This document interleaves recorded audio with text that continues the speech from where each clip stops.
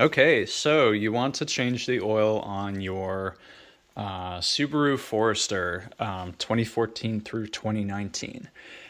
First and foremost, check the oil fill cap on the motor, which if you remember on one of my earlier videos, it's going to be right there. So this is an OW20. For my purposes, I'm putting a little bit of a heavier weight in, but I recommend sticking with the manufacturer's specifications unless you know what you're doing. So you're going to need 5 quarts of oil. You're going to need a new oil filter. I get these in bulk, and they're really not that expensive. They're genuine part. I buy them by the case, so really no big deal if you get, like, you know, the store brand or Wix or whatever it may be. So you're going to need one of these, and you're also going to need a crush washer for the drain plug.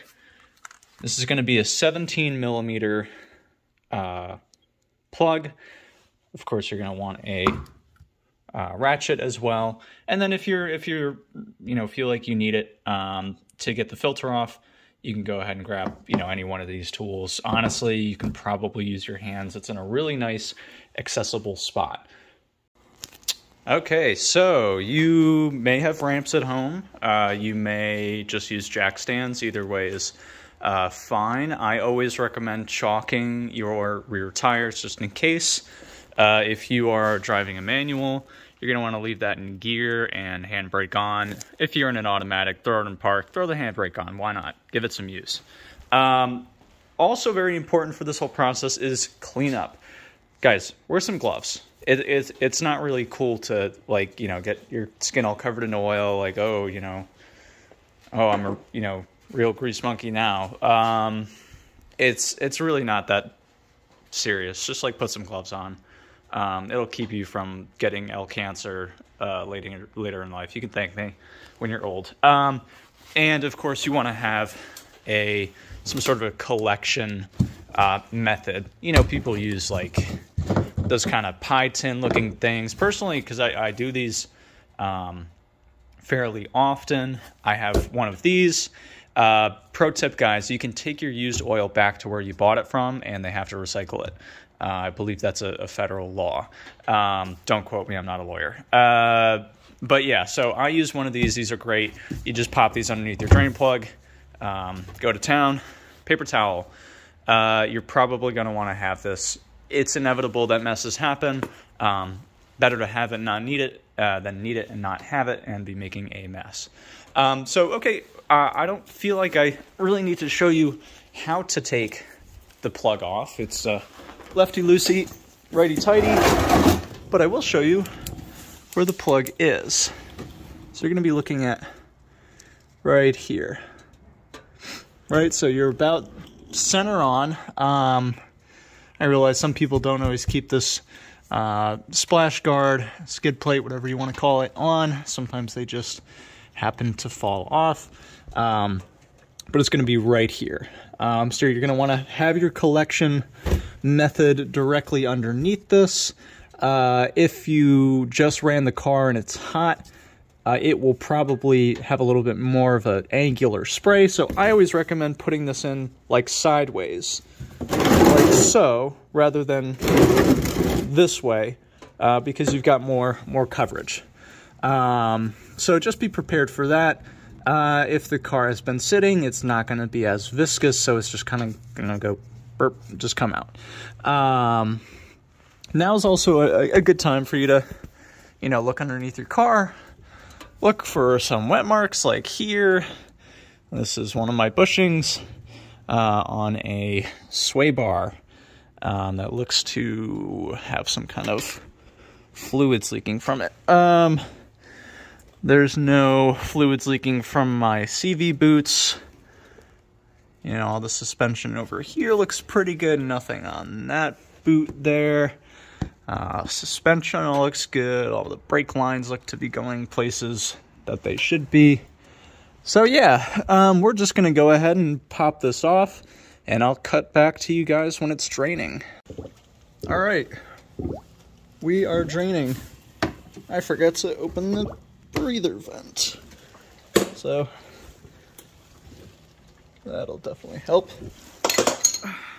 So, like I said, messes, they happen. Go ahead and pop off your dirty, nasty oil glove and let that guy drain. Look at how fast all that drains.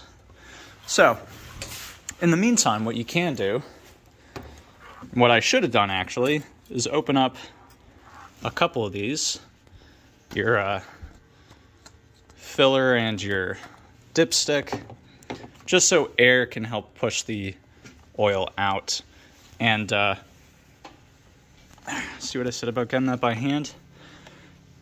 So this will help whatever oil is stuck in this filter. I mean, you can just boop, take that off like right away, but personally I recommend just kind of cracking the seal on it, so you see how I can mess around with it, and that will help some of the oil start to drain out. You can see it's starting to leak out around the edges. It is kind of a mess if you just take this off.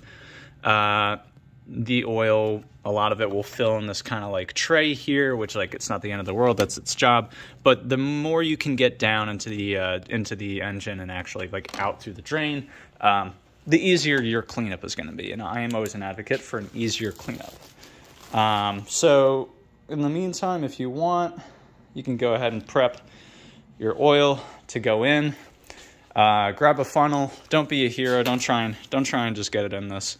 Don't be a hero, please. Some alternatives, if you're like, oh, I just don't have a funnel, if you grab like a 2-liter bottle and clean it out and cut it in half and have the spout end of the bottle in here, that works. Again, this is all in a pinch. This is not ideal. You really don't want anything going in besides oil. You know, so if there's any water residue or liquid residue besides oil, that's not really ideal. But in a pinch, it'll work. Also, like if you have a paper bag and kind of shape it into a funnel, you can use that. The classic I used to use, like when I was in college, was just like a water bottle. Cut it in half, or just cut the bottom off and put the spout end in here, and that'll do just fine. Yeah, so go ahead and take this guy off. I think we've waited long enough. There's still lots of oil in there. Oh well, what can you do? And that's done. So usually I'll just wait. There is a drain in here, sort of about there. Wait for the rest of the oil to drain out, and then plug up the drain plug underneath, and then we'll move on to filling. All right, so you've got your filter unpacked. You've got this guy all cleaned out. Grab just a tiny bit of the leftover oil. Go ahead and put it on the rubber seal of this new filter. This just helps it to seal up a little bit better. Does it actually work? I have no idea. It hasn't done me wrong before, so that's just what I do. And I think a lot of people will recommend that to you as well. So you're gonna wanna just spin this guy on. Hand tight, doesn't need to be wrenched down or anything, just a hand tight, and I've got gloves on, so let me just try it with my ungloved hand. Yeah, she's nice and snug. Put this guy in there, see how our oil's draining. Looks like it's done draining. So next up, you're gonna wanna change out your crush washer. Some people say you can reuse them. I just go ahead and replace them because the oil filters come with a new one. Just go ahead and replace it if you've got it. I would recommend replacing it each time. It's not really a big to-do. So go ahead and do that. All right, we are back underneath. So you've got your plug back on. Get it snugged up. You don't need to like beat this thing, you know? Don't use an impact on it. Wrench it. you know, to a good degree. And, you know, just check back after you've put oil in it. Make sure there's no leak. So I don't have any oil in it right now. I just, you know, wrenched it down, and we'll see what happens when we fill it up. All right, so go ahead, grab your 5 liters. I'm sorry, 5 quarts. Jesus Christ, don't put 5 liters of oil in your engine.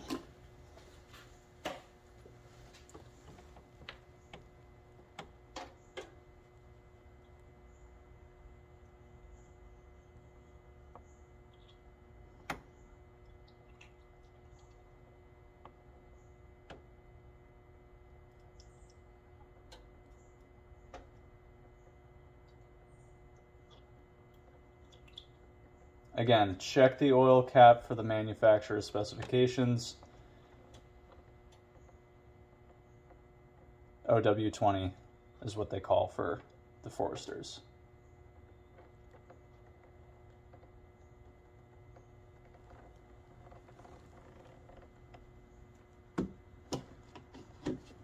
All right, and to get as much bang for my buck, I like to just let the oil drain out of the jug. Get what you can, because if you have a high mileage Subaru, it's just going to burn it off. You want to leave it there for longer, go for it. I usually do, but in the you know, situation we're in, no big deal. All right. That off to the side. So at the end of every single oil change, what I always do is I do a little mental checklist. There are, like, you know, just a couple major things that we need to make sure that we did. First and foremost, is there oil in the car? Please, don't start the car without oil in it. Make sure there's oil in it. Great. You've got oil in your car. Fantastic. Is the new filter on? Great. Do I have all my little air vents closed up? Is this sealed now? Yes. Is this on tight? Yes. Is my drain plug on tight? Yes. Clear out all your stuff. Give your hands a good wash before you touch anyone or anything. And there you have it. You've done it. You've changed the oil on your car. Check. You know, when I was first getting into this sort of thing, I was always a little bit cautious about the drain plug, you know, putting it on too tight. I didn't want to make righty-tighty turn into righty-loosey. If you know, you know. So I was under-tightening, and I'd have a little bit of a drip. So run the car, you know, do an errand, whatever, come back, park it, and just check. You know, put a piece of cardboard underneath. Just check. If there's a little bit of a drip, you probably just didn't tighten it down enough. So, you know, check on those things. But, you know, overall, it's pretty self-explanatory, and it's like riding a bike. You know, once you do this once, you'll be fine. All right, enjoy. If you're not subscribed, please consider it. I really don't upload that much. You won't even know I'm here, but it does make a big difference to me. So thank you very much. Take care.